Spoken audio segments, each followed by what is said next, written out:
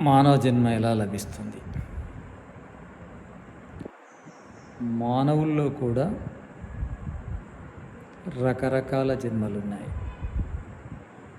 అందరి జీవితాలు ఒకే విధంగా ఉండవు.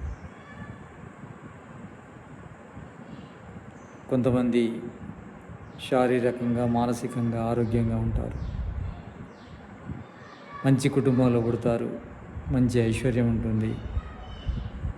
కొంతమందికి శారీరక, మానసిక ఆరోగ్యాలు ఉండవు, సామర్థ్యాలు ఉండవు.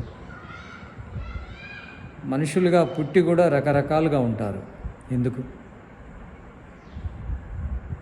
ఇక్కడ రెండు పరంపరలు కొనసాగుతున్నాయి. ఒకటేమో జన్యు పరంపర, ఇంకొకటేమో సంస్కారాల పరంపర.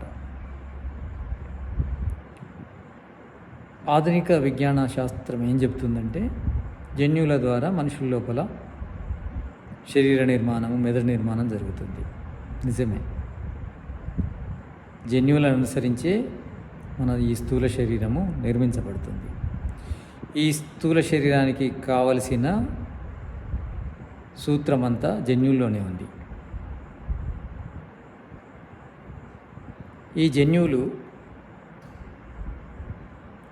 సంస్కారాలకు ఎలా సంబంధాన్ని కలిగి ఉన్నాయి?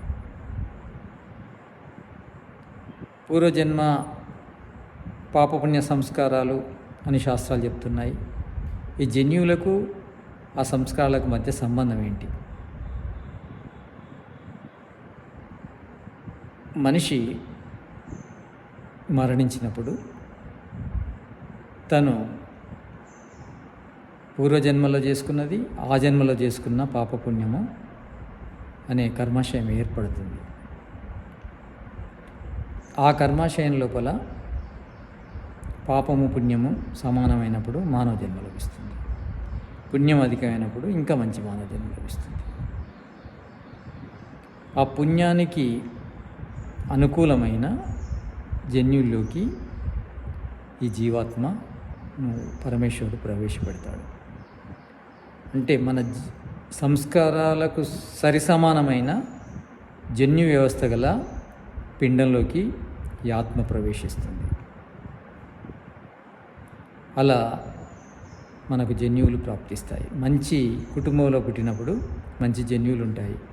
అంటే మంచి సంస్కారాలు చేస్తే మంచి జన్యువులు గల శరీరంలో ప్రవేశిస్తాము. అంటే జన్యువులు మనకు లభించాలంటే సంస్కారాలు చేసుకోవాలి. మంచి సంస్కారాలు చేసుకుంటే మంచి జన్యువులు లభిస్తాయి. ఆ జన్యువుల ద్వారా మంచి శరీరము, మంచి కుటుంబము, మంచి పరిసరాలు ఉంటాయి. కనుక మన సంస్కారాలు ముఖ్యము. ఆ సంస్కారాలకు మన పుణ్యకర్మలు ముఖ్యము. పుణ్యకర్మలు చేయాలంటే జ్ఞానాన్ని కలిగి ఉండాలి.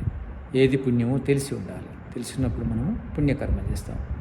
పుణ్యకర్మలు చేస్తే ఈ శరీరంలో సుఖం లభిస్తుంది. ఈ శరీరం వదిలిన తర్వాత కూడా మరు జన్మలో కూడా మంచి శరీరం లభించడం ద్వారా ఇంకా ఇంతకంటే కూడా ఎక్కువ సుఖాన్ని అనుభవించగలము. ఇక నిష్కామ కర్మలు చేస్తే శరీరం లభించక బ్రహ్మప్రాప్తి లభిస్తుంది. అదే మోక్షము, ముక్తి అంటారు.